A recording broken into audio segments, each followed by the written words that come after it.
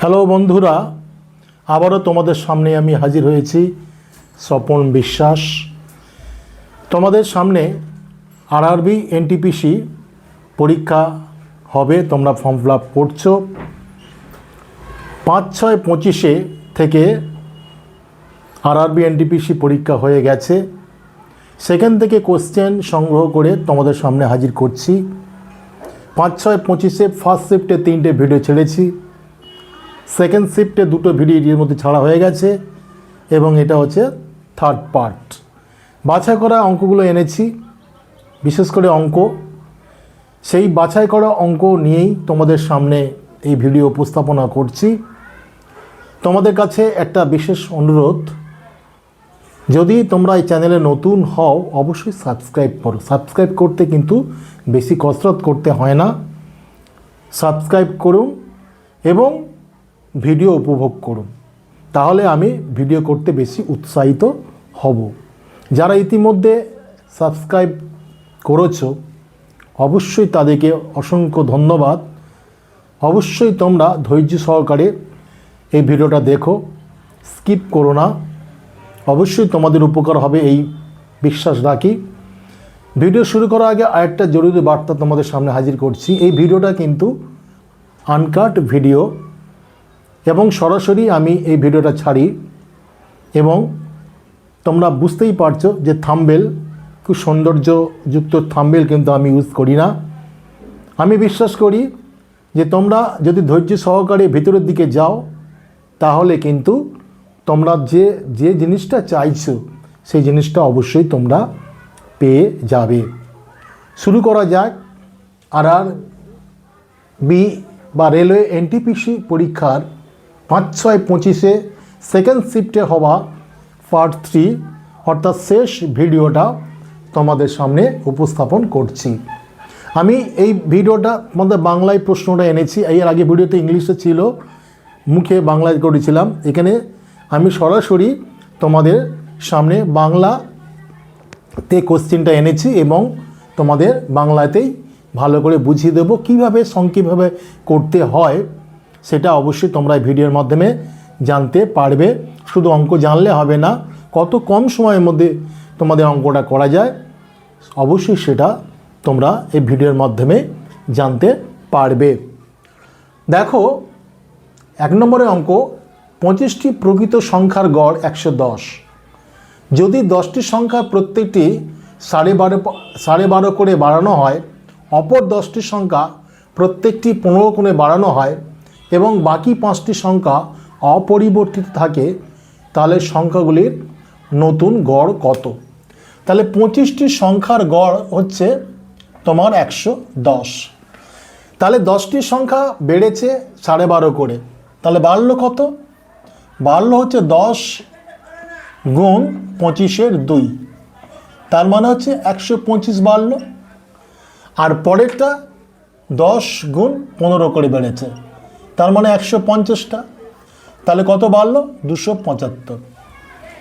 তাহলে বাড়লো 275, তাহলে গড়ে বাড়লো কত?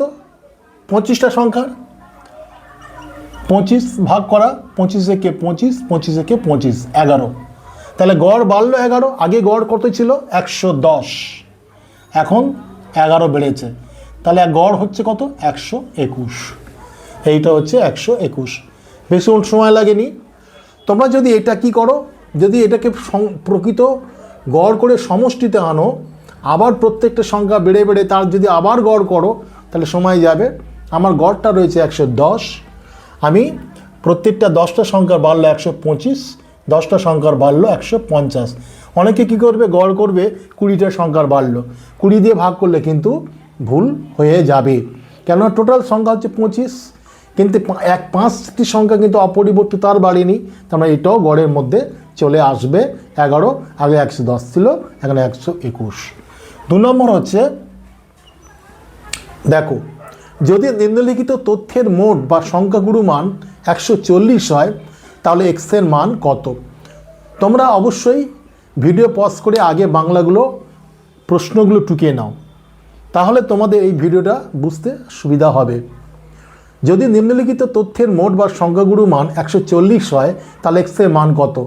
ক্লাস বা শ্রেণী হচ্ছে 125 থেকে 30, 130 থেকে 35, 135 থেকে 40, এইভাবে এগিয়ে গেছে। ফ্রিকোয়েন্সি বা পরিসংখ্যা তার এগেনস্টে কত? 125 থেকে 30 এগেনস্টে 30, 130 থেকে 35 এগেনস্টে 30, 135 থেকে 40 এগেনস্টে 33, 140 থেকে 145 এগেনস্টে x, 145 থেকে 150 এগেনস্টে 31। আমি উত্তরগুলো লিখেছি 34, 33, 40, 46। আচ্ছা, তোমাদের মোড দিয়ে দিয়েছে এবং তাহলে আমাদের এখানে মোড নির্ণয় করার ক্ষেত্রে কিন্তু হয় মডেল ক্লাসটা নির্ণয় করতে হয়। মডেল ক্লাসটা কীভাবে নির্ণয় করা হয়? যার ফ্রিকোয়েন্সি মান যত বেশি তার এগেনস্টে যে শ্রেণীতে থাকে সেটা হচ্ছে মডেল ক্লাস। এখানে দেখো 30, 30, 33, x, 31, সবচেয়ে সর্বোচ্চ মূল্য কত? 33। তুমি প্রশ্ন করতো এক্সের মান তো এটা বেশি হতে পারে, কিন্তু এক্সের মান জানা নেই। এখানে ধরে নিতে হবে এক্সের মান হয় 33-এর সমান, নাহলে 33-এর কম। এটাকে আমাকে ধরে নিতে হবে। তাহলে 33 হচ্ছে সবচেয়ে বেশি ভ্যালু। তাহলে মডেল ক্লাস কোনটা? 135 থেকে 40। তাহলে এখানে এই মডেল ক্লাসের 135 হচ্ছে lower boundary of the model class, আর 140 হচ্ছে upper boundary of the model class. Mode নির্ণয়ের ক্ষেত্রে কিন্তু আমার lower boundary of the model ক্লাসটা লাগে। আমি মোড নির্ণয়ের সূত্রটা পরে যাচ্ছি, আগে সংক্ষেপে কিভাবে করতে হয় দেখো। আমার যদি মোড দেওয়া থাকে এবং এখানে যদি এক্সের মান, এখানে এক ফ্রিকোয়েন্সি যে অফ থাকে, তাহলে সেই ক্ষেত্রে আমার সেই এক্সের মান নির্ণয়ের জন্য সরাসরি কীভাবে যাব?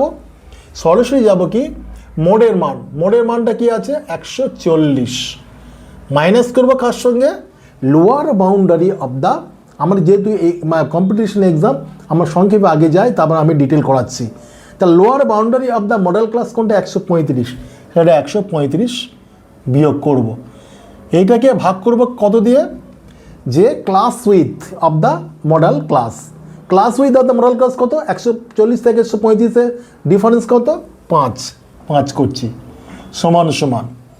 এইবারে দেখো 33টাকে যদি আমি F0 ধরি, এটাকে যদি আমি F1 ধরি, এটাকে যদি আমি F2 ধরি, তাহলে সূত্র কি আসবে? F0 মাইনাস F1, অর্থাৎ 33 মাইনাস 30, এটা থাকবে উপরে, আর নিচে হবে 2F1 minus 2F0 minus F1 minus F2। তার মানে 2 ইন্টু 33 মাইনাস 30 মাইনাস 31, এই মাইনাস 31 নয়, মাইনাস এক্স। বোঝা গেল? আবার বোঝায়, যদি মোডের মান দেওয়া থাকে এবং কোনো ফ্রিকোয়েন্সি যদি অফ থাকে সেটা যদি নির্ণয় করতে বলে, তাহলে তোমাকে কি করতে হবে?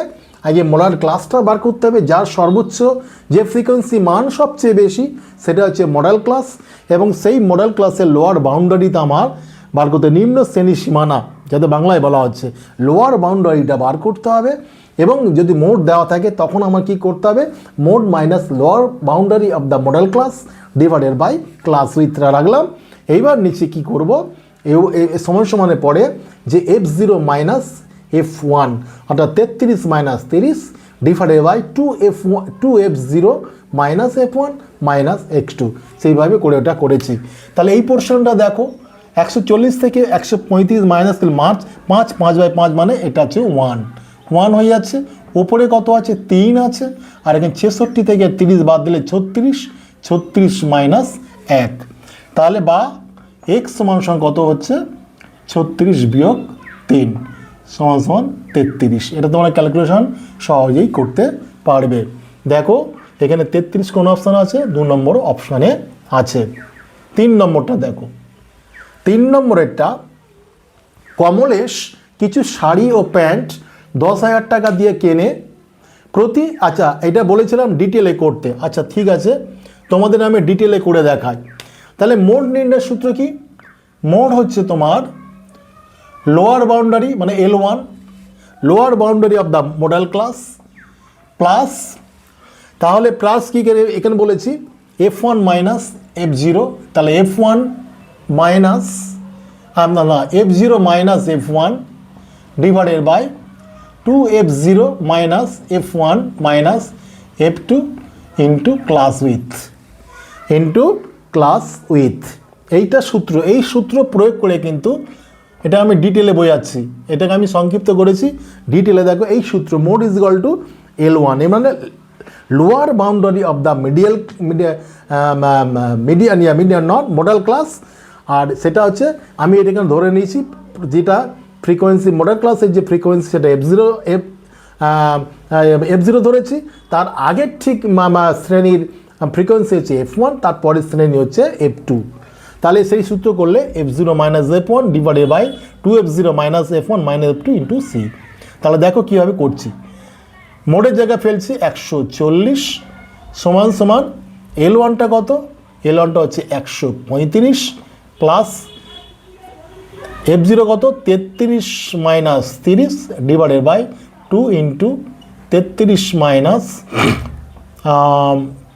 30 মাইনাস এক্স ইন্টু ক্লাস হচ্ছে 5। দেখো আমি কেন ওটা করেছি, দেখো 140 এইটাতে এখানে প্লাস হয়ে আছে, এই জায়গায় যদি আনি 135 তাহলে এই অংশটা অফ হয়ে যাচ্ছে, তাহলে এখানে যদি গুণ হয়ে আছে 5 ডিভাইডেড বাই 5 সমান সমান তখন এই পোর্শনটা পড়ে থাকে, যেটা এই অংশটা এখানেই আমি এনেছি। সুতরাং এইভাবে ক্যালকুলেশন করে সামনের দিকে আনবে। যখন পরীক্ষা হলে মোডের মানটা দেওয়া থাকবে, এক্সে কোনো একটা ভ্যালু ফ্রিকোয়েন্সি কোনো একটা ভ্যালু বার করতে নির্ণয় করতে বলবে, তখন তোমাকে কিন্তু এইভাবে সংক্ষেপে নিয়ে যেতে হবে, যেহেতু এটা কম্পিটিশন এক্সাম তোমাকে ওইভাবে নিয়ে যেতে হবে। এবার নেক্সট দেখো, 9m প্লাস এখানে 7 ছিল। আচ্ছা নেক্সট অঙ্কে দেখো কমলেশ, দেখো কমলেশ কিছু শাড়ি ও প্যান্ট 10,000 টাকা দিয়ে কেনে, প্রতি শাড়ির দাম 1500 টাকা, প্রতি প্যান্টের দাম 10,000 টাকা। শাড়ি ও প্যান্টের মোট সংখ্যা 8টি, শাড়ি ও প্যান্টের সংখ্যা নির্ণয় করব। প্রথমে আমি কিভাবে সংক্ষেপে করা যায় সেটাকে দেখবো, তারপর ডিটেলটা করাচ্ছি। দেখো সংক্ষেপের জন্য কি করব, প্রথমে শাড়ির সংখ্যা নির্ণয় করার জন্য কি করব, তারপর হচ্ছে প্যান্ট। তাহলে আমি সমান সমান দিয়ে হরের ঘরে কী হবে, হরের ঘরে কিন্তু প্রতিটি শাড়ির দাম আর প্যান্টের দাম মাইনাস হবে। তাহলে এটার জন্য কত 1500 মাইনাস 1000, এখানেও তাই করব 1500 মাইনাস 1000, বোঝা গেল 1500 মাইনাস 1000। এইবারে আমি শাড়ির দাম বার করছি, শাড়ি কত, প্রতি শাড়ির দাম কত 1500, মোট শাড়ি কত 8, তাহলে এই 1500-র সঙ্গে মোট শাড়ি গুণ করব, গুণ করলে কত হচ্ছে 1500 গুণ 8, তার মানে হচ্ছে 12,000। আর এখানে শাড়ি ও প্যান্ট মিলে মোট কত টাকা দিয়ে কিনেছে 10,000, এই 12,000 থেকে 10,000 বিয়োগ দেবো, তাহলে কত হচ্ছে 2,000, তাহলে এখানে হচ্ছে কত 2,000।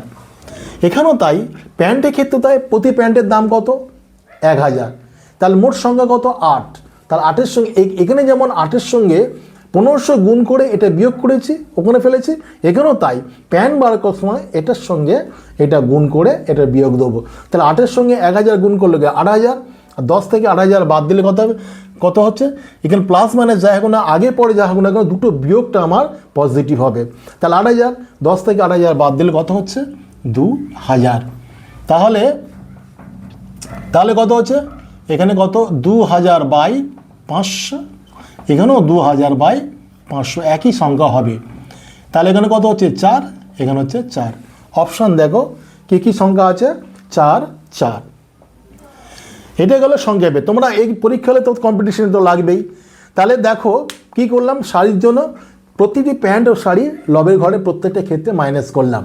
এইবারে আমার শাড়ি বার করতে বলেছে, তাহলে প্রতি শাড়ির দাম কত 1500, মোট শাড়ির সংখ্যা কত 8টি, তাহলে 8কে 1500 গুণ করেছি 12,000, আর মোট টাকা হচ্ছে 10,000 থেকে বিয়োগ দিচ্ছি, তাহলে 2,000। প্যান্টের ক্ষেত্রে তাই, প্যান্টের জন্য 1,000 টাকা প্লাস 8,000, আর 10,000 থেকে 8,000 বাদ দিলে 2,000, হয়ে গেল 4 4। এইবার ডিটেল করছি, দেখো ডিটেল করছি কীভাবে, দেখো লিখব কি, ধরি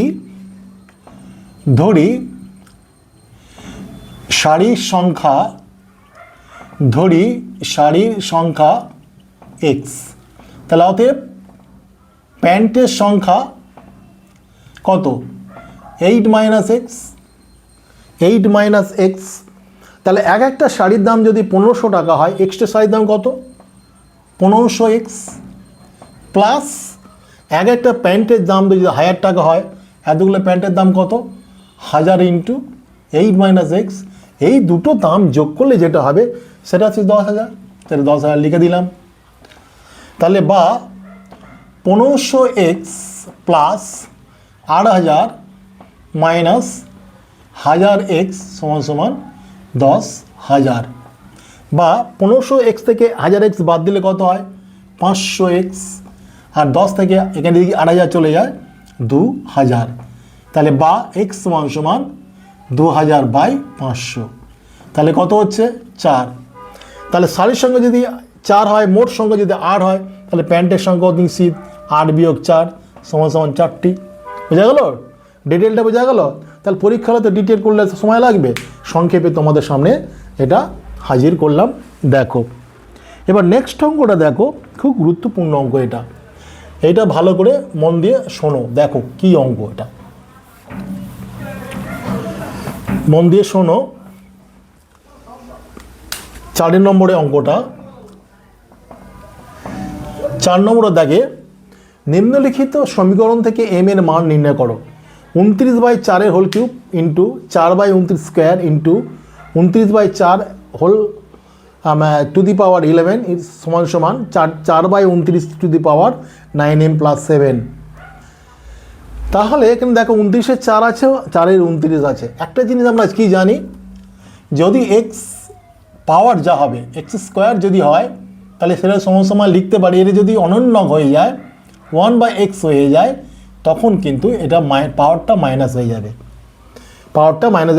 এটা থিওরি আছে, সেটাকেই কাজে লাগাবো। 29-এ হয় 29-এর 4 করবো, আর না হলে 4-এর 29 করবো। হয় এটাকে উল্টাবো, না এটাকে উল্টাবো, করলে পাওয়ারটাকে মাইনাস করব, করলে উত্তরটা কিন্তু আমার হয়ে যাবে। এই সূত্র জানতে হবে, জানলে কিন্তু তোমার এই অঙ্কটা হয়ে যাবে। দেখো কীভাবে করছি, আমি অঙ্কটা টুকছি না, এখান থেকেই করছি। দেখো 29-এর 4, আগে কি করছি, 29-এর 4 কিউব এটা রাখি ইন্টু 29-এর 4 টু দি পাওয়ার 11 সমান সমান 4-এর 29 two the power 9m plus 7। এটা গুণ হয়ে আছে, এটা ভাগ হবে, আর ভাগ হওয়ার মানেটা কি, পাওয়ারটা কিন্তু মাইনাস হয়ে যাবে, পাওয়ারটা তখন মাইনাস হয়ে যাবে। বোঝা গেল কি, 4-এর 29 যখন এর গুণ হয়ে আছে, এদিকে যখন ভাগ হয়ে যাবে, এর সঙ্গে ভাগ হলে কী হয়, পাওয়ারে তখন কী হয়, ইন্ডিসিস নিয়ম অনুযায়ী পাওয়ারটা মাইনাস হয়ে যায়। তাহলে এই পাওয়ারটার সঙ্গে 2টা মাইনাস হয়ে যাচ্ছে। তাহলে এখানে যখন গুণ থাকবে দুটোর মধ্যে, তখন পাওয়ারে যোগ হবে। তাহলে কি, 29-এর 4 পাওয়ারটা যোগ হয়ে গেলে 14 সমান সমান 4-এর 29 9m প্লাস 5। হয় এটাকে পাল্টাবো, এটা ঠিক রাখবো, আর নাহলে এটা পাল্টাবো, এটা ঠিক রাখবো। তাহলে আমার সুবিধা কোনটা, এইটাকে পাল্টানো, কেন এটা যদি করি 2টো মাইনাস করতে হয়, এটা করলে 1টা মাইনাস করতে হবে, তাহলে এটাকেই উল্টায়। তাহলে 4-এর 29 টু দি পাওয়ার মাইনাস 14, তাহলে উল্টালে এটা মাইনাস হয়ে যাবে, আর 4-এর 29 two the power 9m plus 5। এবার দুদিকে যখন বেস 4-এর 29 একই আছে, তখন পাওয়ারগুলো সমান হয়ে যায়। তাহলে পাওয়ারগুলো সমান হচ্ছে, তাই 9m প্লাস 5 সমান সমান মাইনাস 14। তাহলে 9m সমান সমান মাইনাস 14 মাইনাস 5 সমান সমান মাইনাস 19, আর m is equal to minus 19/9। কোন অপশানে আছে, এইটা। এবার তুমি বলতে পারো, স্যার এই জায়গাটা থেকে আমি চেঞ্জ করেছি, আমি তো এই জায়গা ঠিক রেখে এটা চেঞ্জ করতে, এটা ঠিক রেখে এটা চেঞ্জ করতে পারতাম। হ্যাঁ, করা যাবে। দেখো আমি উল্টোটা দেখাচ্ছি। দেখো এটা এই পর্যন্ত রইল, তাহলে আমি এটা চেঞ্জ করেছি, আমি এটা ঠিক রেখে এটা চেঞ্জ করব। দেখো কি করছি, এটা এই জায়গা থেকে আসছে, দেখো। তাহলে আমি এটা ঠিক রাখছি, 29-এর 4 টু দি পাওয়ার 14 সমান সমান এটাকে উল্টাবো। তাহলে 29-এর 4 বলেছি পাওয়ারটা মাইনাস হয়ে যাবে, তাহলে মাইনাস এটাকে যা আছে 9m + 5, বোঝা গেল? তার পাওয়ারটা তখন কিন্তু প্লাস হয়ে গেল। তাহলে এটা বেস একই, তাহলে বেসটা যে একই হলে পাওয়ারগুলো সমান সমান হয়ে যাবে। তাহলে কী হবে? -9m + 5 = 14, বা -9m প্লাস মানে সে -5 = 14, বা -9m = 14 + 5 = 19, m = -19/9। আমি যেভাবেই করি না কেন, যেটাই আমি চেঞ্জ রাখি না কেন, কিন্তু উত্তরটা একই হবে এখানে, তাই হলো। বোঝা গেল? আশা করছি তোমরা বুঝে গেছো। নেক্সট অঙ্কে চলো। দেখো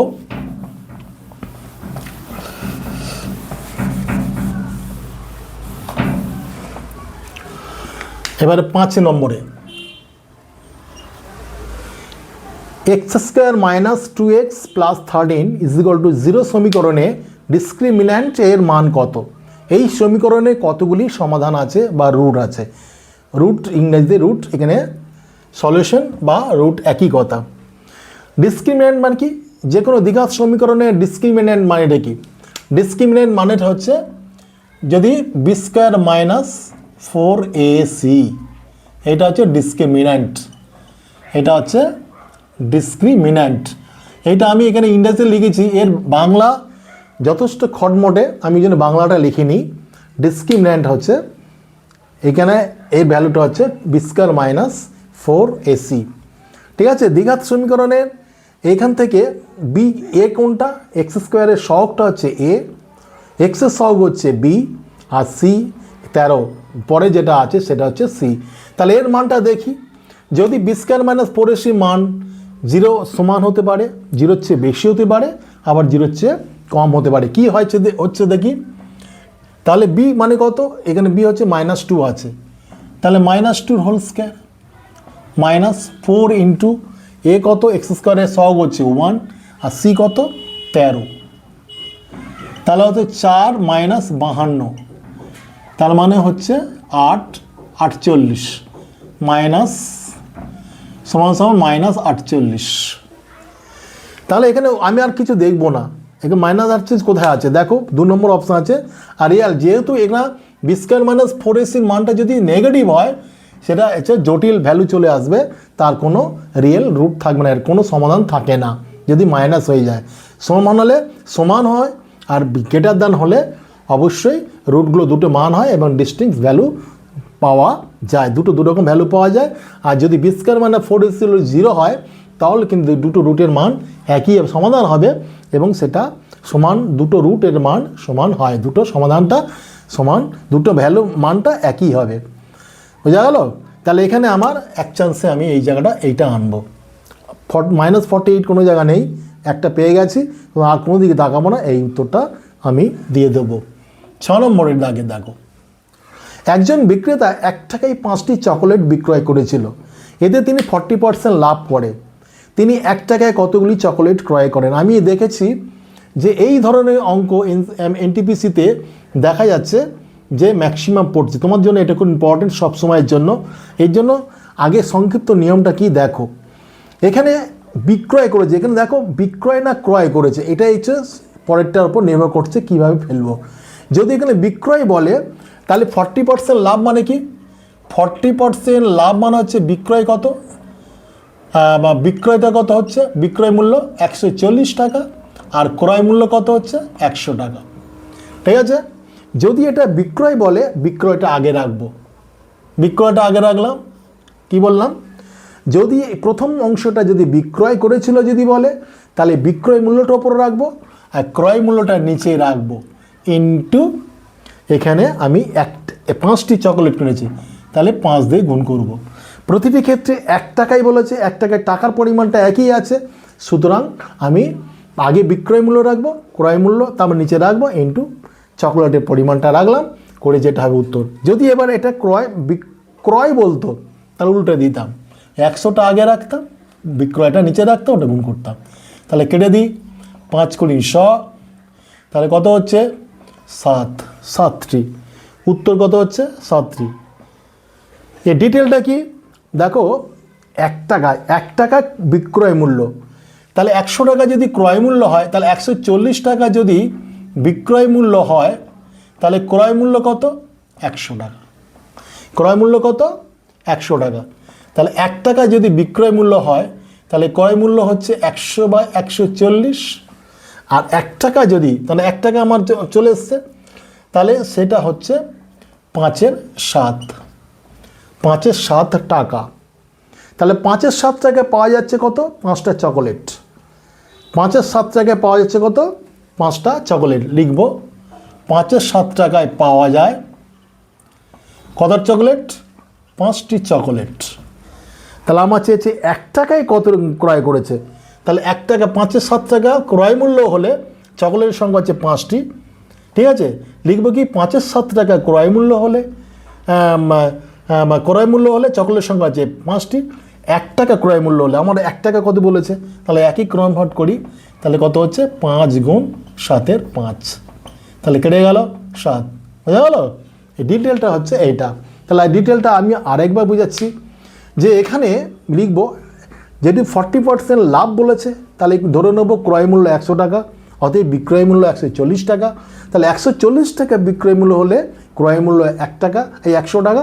1 টাকা বিক্রয় মূল্য হলে ক্রয় মূল্য হচ্ছে 5-এর 7 টাকা। তাহলে যখন ক্রয় মূল্য 5-এর 7 টাকা, তখন চকোলেটের সংখ্যা কত 5টি। যখন ক্রয় মূল্য 1 টাকা, তাহলে 1 টাকা কত ক্রয় মূল্য চেয়েছে, তাহলে তখন উঠে গেলে 7টি। বোঝা গেল? তা পরীক্ষা হলে তো আমার এত প্রয়োজন নেই, পরীক্ষা হলে জাস্ট এটা করে দেবো, যে যখন টাকার পরিমাণটা যখন 1 থাকবে, তখন এই সূত্রটা চলে আসবে। 7 নম্বর দাগে দেখো, বাৎসরিক কত সুদের হারে কোনো টাকা সরল সুদে 12 বছরে দ্বিগুণ হবে। এটা প্রায় পরীক্ষায় পড়তে দেখা যায়, ডিটেল করার দরকার নেই, আগে সংক্ষিপ্ততা দেখো। এটা করতে গেলে কি করতে হবে, যে দ্বিগুণ বলেছে, দ্বিগুণটা বলেছে, তাহলে দ্বিগুণটার জন্য কি লিখব, যে 2 - 1, যত গুণ বলবে 2, তার থেকে 1 বাদ দেবো, ইন্টু 100। 100টা common, divided by 12, divided by 12। তাহলে এটা 1 হয়ে যাচ্ছে, 4 দিয়ে হলে 25, 25-এ 3, তার মানে 8.33, 8.33। বোঝা গেল? একদম কোনো ক্যালকুলেশন দরকার নেই। এবার যদি 3 গুণ বলতো, তাহলে কি লিখতাম, 3 - 1 ইন্টু 100 ডিভাইডেড বাই 12 বলতাম। তাহলে এখানে সেক্ষেত্রে কী হতো, 2 গুণ 100 ডিভাইডেড বাই 12, 6, তাহলে 50-এর 3 হতো, তাহলে 16.333 এটা সামথিং হতো। বোঝা গেল? এইটা হচ্ছে ব্যাপার। এবার এই ডিটেলটা কি, এই ডিটেলটা খুব সোজা ব্যাপার, কিছুই নয়। আমি ধরে নেব আসলটা হচ্ছে, ধরে নেব আসল 100 টাকা, আসল 100 টাকা, তাহলে হচ্ছে সুদ আসল কত, ডবল বলেছে 200 টাকা, তাহলে সুদ কত, সুদ হচ্ছে 200 বিয়োগ 100 সমান সমান 100 টাকা। 200 বিয়োগ 100 সমান সমান 100 টাকা। আমরা সূত্র জানি, সুদ সমান সমান, তাহলে 100 সমান সমান হার কত, হার আমার চেয়েছে আর ইন্টু আসল কত 100, সময় কত 12 ডিভাইডেড বাই 100, এটা হয়ে গেল। তাহলে আর সমান সমান কত হচ্ছে 100/12, সেটা বেরিয়েছে 100/12, সেটা হচ্ছে 8.33, 8.33। বোঝা গেল? এইভাবে পরীক্ষা হলে তোমাদের শিখতে হবে সংক্ষেপে একদম নিয়ম, যেটা তোমাদের সামনে আনার চেষ্টা করছি। আশা করছি তোমাদের ভালো করে ফলো করো। আমার থাম্বনেল নেই, আমি কোনো মানে সাইজে গুজে কাট করে সঠিকভাবে ভিডিও ছাড়ি না, যা করি সরাসরি ছাড়ি। সেটা না বিবেচনা করে তোমরা বিবেচনা করবে ভিতরে ভিডিওটা কি আছে, সেটা তোমরা অবশ্যই ফলো করো, সেটাই হচ্ছে আসল ব্যাপার। 8 নম্বর সরল করো বলেছে, খুব সোজা। এত অঙ্ক এত বড় বড় করলাম, তার মাঝে একটা ছোট্ট অঙ্ক দিয়ে দিয়েছে, যেটার জন্য সময় একদম কম লাগবে। দেখো সরল করো বলেছে, 194 প্লাস 6 ইন্টু 1 - 6 প্লাস 5 - 12। এখানে দেখো 1 - 6 প্লাস 5, তাহলে যোগতে করলে 1 + 5 মানে 6, 6 থেকে 6 বাদ দিলে কত হয় 0, তাহলে 0-এর সঙ্গে 6 গুণ করলে 0, 0-এর সঙ্গে 12 ভাগ করলে 0, তাহলে এই পোর্শনটা কিন্তু 0 হয়ে যাচ্ছে। তাহলে পড়ে থাকে 194, উত্তরটা 194, মানে একদম সোজা অঙ্ক। মানে সবচেয়ে এত কঠিন অঙ্ক, এত বড় অঙ্ক দিল, এ কিন্তু সবচেয়ে সোজা অঙ্ক, ট্রিকি অঙ্ক তোমাদের সামনে হাজির করছে যাতে কম সময়ে করা যায়। এই আজকের ভিডিওর শেষ অঙ্ক দেখো, একটি দলে 20% পুরুষ, 50% স্ত্রীলোক, বাকি শিশুরা আছে। যদি তাদের গড় ওজন যথাক্রমে 45 কেজি, 60 কেজি এবং 20 কেজি হয়, তাহলে দলের সকলের গড় ওজন কত? তাহলে টোটাল 20%, একে পার্সেন্টেজে বলেছে, তাহলে টোটাল সংখ্যা কত? 100 জন। তাহলে 100 জনের মধ্যে পুরুষ হচ্ছে 20, 100 জনের মধ্যে স্ত্রীলোক হচ্ছে 50, তাহলে বাকি শিশুরা কত? তাহলে 20 জন চলে গেল, 50 জন চলে গেল, তাহলে 70, আর বাকি শিশুরা কত? শিশুরা হচ্ছে 30 জন। তাদের গড় ওজন 45 কেজি, 60 কেজি, 20 কেজি। তাহলে গড় ওজন থেকে টোটাল ওজনে নিয়ে যাব। তাহলে 20 জনের মোট ওজন কত? 20 × 45, সেটা কত হচ্ছে? 900 কেজি। তারপরে 50 জনের গড় ওজন, মোট ওজন কত? 60 দিয়ে গুণ, সেটা হচ্ছে 3000, 3000। আর বাকি যে 30 জন পেয়েছি, তাহলে 30 ইন্টু সেটা 20 কেজি ওজন, তাহলে কত হচ্ছে? 600। তাহলে যোগ করলে কত হচ্ছে? 4500। যোগ করলে কত হচ্ছে? 4500। আর এখানে কত হচ্ছে? টোটাল 100। তাহলে 100 জনের গড় কত? 100 দিয়ে ভাগ করলে এটা হচ্ছে 45 কেজি। তাহলে কত হচ্ছে? দেখো সেকেন্ড অপশানে আছে 45 কেজি। খুব কঠিন হলো, গুণ করতে সোজা, এমন ফিগার দিয়েছে, গুণ করে সহজেই আমি এটা আনতে পেরেছি। আশা করছি তোমরা এই ভিডিওতে ভালো বুঝে গেছো। আমার ভিডিওটা পজ করে ভালো করে দেখে নাও, বুঝে নাও। আমি প্রথমে সংক্ষেপে করেছি, তার ডিটেলটা পরে দিয়েছি। আশা করছি তোমাদের ভিডিওটা ভালো লেগেছে। যদি আরও ভালো লাগে অবশ্যই কমেন্ট সেকশানে গিয়ে তোমার অভিব্যক্তিটা জানাও। যদি কোনো মন্তব্য থাকে, যদি কোনো কারেকশন থাকে, যদি কোনো অ্যাডিশন দেওয়ার থাকে, অবশ্যই কমেন্ট সেকশানে জানিও। আমি অবশ্যই সেটা নিয়ে সমৃদ্ধ হব। ভিডিও শেষ করার আগে বলি, যারা এই চ্যানেলে নতুন আছো অবশ্যই তোমরা সাবস্ক্রাইব করো, আমাকে বেশি পরিমাণে উদ্বুদ্ধ করো। আজ এই পর্যন্ত।